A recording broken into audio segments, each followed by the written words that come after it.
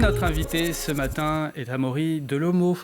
Bonjour. Bonjour. Vous êtes le cofondateur de la start-up Je fais quoi demain, et si on vous reçoit aujourd'hui, c'est aussi parce que depuis hier, les terminales peuvent découvrir sur la plateforme Parcoursup l'ensemble des formations proposées, le fonctionnement du site, y mettre les vœux. Exactement. Et également. Vous avez, on part un petit peu de la racine, vous avez créé cette start-up avec des amis, trois.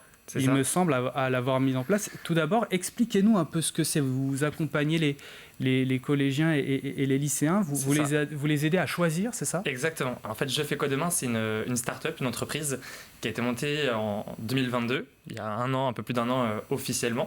Et officieusement, c'est un projet qui a été monté depuis maintenant 2 ans, suite à une réflexion autour de l'ensemble des formations qui sont proposées chaque année. Pour vous donner un peu un ordre d'indice, il y a 23 000 formations qui sont proposées chaque année.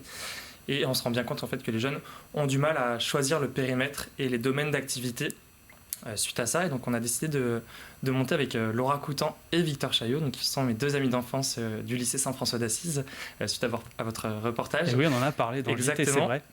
Nous avons décidé en fait, de répondre en fait à ce besoin d'accompagnement, parce qu'on sent que les établissements scolaires ont un peu moins le temps d'accompagner là-dessus.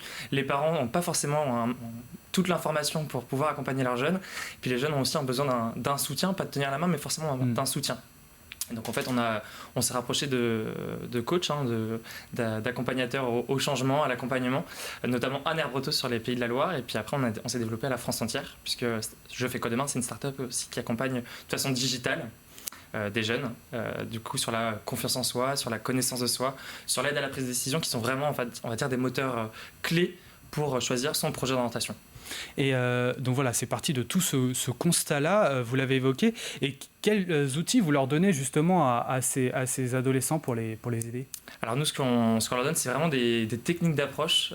Comment en fait on va pouvoir, avec ce qu'ils ont actuellement, les faire monter en compétences et apporter toutes les clés en main pour qu'ils puissent en fait à la fin, pas forcément choisir un métier, c'est ce qu'on dit, mais choisir un domaine d'activité, que ça soit vous avez une passion pour la cuisine, c'est intéressant en fait, vous n'êtes pas forcément obligé d'être fort en maths. Si vous êtes passionné de la cuisine, on va essayer de vous accompagner là-dessus, vous dire est-ce que ça vous convient ce domaine-là, et à la suite de ça, bien écoutez, c'est le domaine de la cuisine, peut-être dans la gastronomie du luxe, etc. Et oui, il y a plusieurs métiers dans la cuisine. Ah, exactement. C'est vrai qu'à 14, 15, 16 ans, on ne sait pas forcément ce qu'on veut faire dans la vie. Il y a peut-être du stress chez eux, de la peur. Qu'est-ce qu'on peut se dire ? On peut se dire voilà, que c'est notre avenir qui se joue là, alors que ce n'est pas forcément vrai. Vous l'avez dit, c'est qu'une étape en fait. C'est exactement. En fait, l'orientation scolaire, ce que je dis, c'est un chemin. Je sais que Anne Herbretos le dit très bien aussi, qui est une de nos coachs. C'est vrai que l'orientation scolaire, c'est un chemin. Et ce que je conseille à chaque fois, c'est d'être serein par rapport à ce projet. C'est normal en fait qu'à 14-15 ans, on ne sache pas quoi faire. Et je le répéterai, c'est tout à fait normal. Et aujourd'hui, on sait très bien que les métiers changent de plus en plus. Ça va, ça vient. Donc le but, c'est vraiment d'aller de soi avec sa confiance, sa connaissance, se dire ok, ça c'est plutôt fait pour moi. Si par contre je veux atterrir dans tel domaine, il va falloir que je pousse le cursus, exemple sur ma timidité pour devenir journaliste, ou etc. etc. Vous leur en parlez de ça ? Vous parlez avec eux que c'est normal d'avoir du stress et de la peur ? Bien évidemment. Est-ce que je dis, même des fois, c'est peut-être aussi bien en fait, d'être un peu stressé, c'est peut-être aussi s'auto-challenger avec les parents, et il y a aussi les parents qui sont derrière, forcément, qui accompagnent. Moi, ce que je dis comme conseil aux parents, c'est de faire leur maximum. Déjà, le mieux du mieux, c'est d'être là. Même si ce n'est pas toute l'information, c'est d'être là et de le soutenir dans son projet. J'allais y venir justement, j'allais parler des parents, on a commencé à l'évoquer d'ailleurs tout à l'heure. Comment soutenir justement, vous parlez de soutenir, mais comment on fait pour soutenir cet enfant dans cette période-là, son enfant dans cette période-là ? Je sais que c'est vrai on en parle en coaching avec les parents. Déjà, c'est de voir son jeune évoluer, c'est de l'accompagner alors de l'étape A, quand il vous dit j'aimerais bien devenir coiffeur, eh bien le but c'est vraiment de dire ok, eh bien par quelle étape on va passer. Alors c'est peut-être l'étape de déjà, ce que je dis, je le répète, c'est vraiment bien se connaître, c'est savoir qui on est, quelles sont mes compétences, quelles sont mes valeurs, est-ce que le domaine me correspond. À la suite de ça, c'est aussi voir si j'ai confiance en moi, est-ce que je suis capable de prendre seul des décisions, est-ce que je suis capable d'avancer un peu plus seul au fur et à mesure des étapes qui vont arriver. Et puis à la suite de ça, c'est aussi aider la prise de décision sans donner son avis, bien évidemment, c'est hyper important, c'est vraiment que le jeune prenne lui-même la décision, mais aider à la prise de décision un peu en aval, en amont du projet. Alors une fois que les vœux sont faits, je pense que le 30 mai, ouvre le bal des réponses d'admission. Et là, on peut être convoqué à des entretiens. Comment réussir un entretien ? Alors, comment réussir un entretien ? C'est surtout beaucoup de préparation. En fait, tout se passe le jour J, certes, mais il y a vraiment un travail en amont. C'est ce que nous, on prépare chez Je fais quoi demain avec l'orientation professionnelle et aussi une de nos coachs qui est référente là-dessus, Elsa Bourmeau. Nous, en fait, on prépare toute la partie présentation de soi et mise en valeur de soi. Je le répéterai, c'est comme les compétences, les valeurs, mes passions aussi. Ce que je dis, ça joue beaucoup dans un projet professionnel. Lorsque vous êtes passionné, souvent ça va de soi et c'est de façon plus naturelle et c'est très agréable pour le jury de savoir que c'est votre passion et que vous allez y mettre vraiment avec le cœur sur la main vos objectifs et vos missions. Est-ce que vous avez des retours de certains suite à différents entretiens que vous avez eus Est-ce que vous avez des retours peut-être positifs sur tout ça?